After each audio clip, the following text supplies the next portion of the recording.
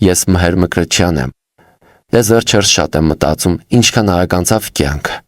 Թվում էր նոր էի կանգնում բեմի վրա, աչքերս վառվում էին, ձայնս հնչում էր ուժեղ ու վստահ, մարդիկ ծափահարում էին, ես էլ հավատում էի, թե դա հավերժ է լինելու, կա հատկապես ծափը, այն գալիս է, բարձրանում է օդու։ Մարում, արվեստը ինձ կյանք տվեց, բայց մի քիչ էլ խլեց կյանքից։ Երբ խաղում էի, ես ամբողջությամբ տրվում էի, ոչ մի դեր չեմ խաղացել կես հոգով։ Գիգորը, Լևոնիդը, Միմոն, բոլորը իմ մեջից են ծնվել։ Մարդիկ ասում էին, Մհեր, դու դեր ես խաղում, բայց ես չէի խաղում, ես ապրում էի։ Միգուցե հենց դրա համար էլ հոգնեցի այսքան շուտ։ Այս վերջին տարիներին մենակությունն է դարձել իմ ամենամտերիմ ընկերը։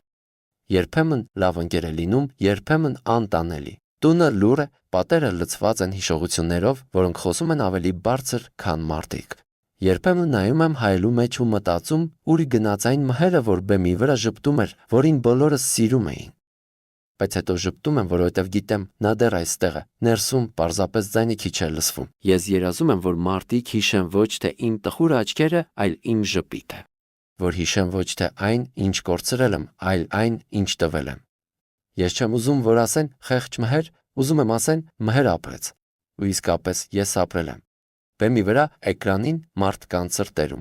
Եթե մի օր էլ չլինեմ, թող իմ կերպարները շարունակեն խոսել իմ փոխարեն։ Արվեստը հենց դա է, երբ դու գնում ես, բայց քո շունչը մնում է։